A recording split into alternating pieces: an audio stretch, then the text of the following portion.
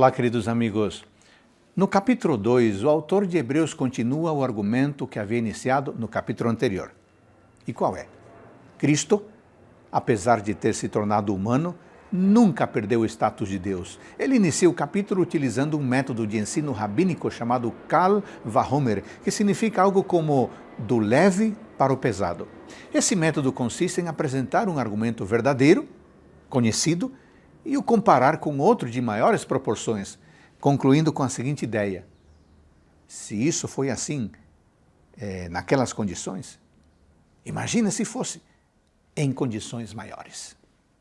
Bom, ele usa essa estratégia no verso 2. Se a palavra falada por meio de anjos se tornou firme e toda transgressão ou desobediência recebeu justo castigo, como escaparemos nós se não levarmos a sério tão grande salvação? Neste caso, ele fala da salvação oferecida por Jesus, que é muito superior aos anjos. Esta salvação, tendo sido anunciada inicialmente pelo Senhor, depois nos foi confirmada pelos que a ouviram, ou seja, os discípulos que estiveram pessoalmente com Jesus Cristo. Este testemunho foi fortalecido pelo próprio Deus, pelo próprio Pai, o qual testemunhou juntamente com eles por meio de sinais, prodígios, vários milagres e a distribuição do Espírito Santo, segundo a sua vontade. Versículo 4. Por isso, rejeitar essa verdade, o Evangelho, seria muito mais grave do que rejeitar a lei que teria sido entregue por meio do ministério de anjos a Moisés.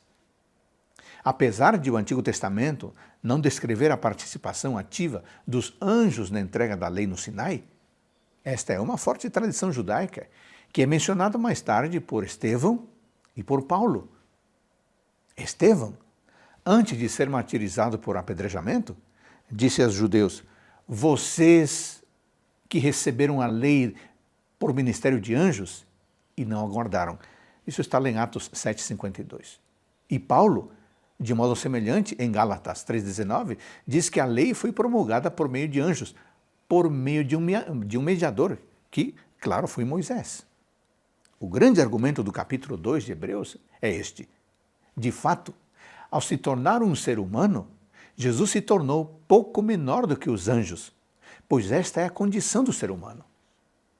Isso foi necessário, pois, visto que os filhos têm participação comum de carne e sangue, também Jesus, igualmente, participou dessas coisas, para que por sua morte destruísse aquele que tem o poder da morte, a saber, o diabo, como diz o versículo 14.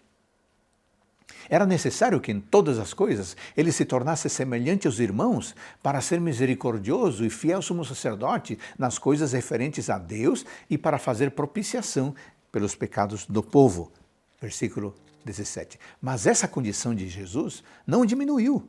Pelo contrário, o exaltou mais.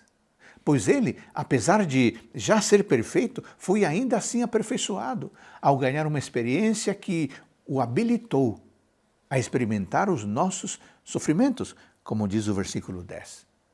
Desta forma, ele experimentou a morte por todos e se tornou autor de nossa salvação.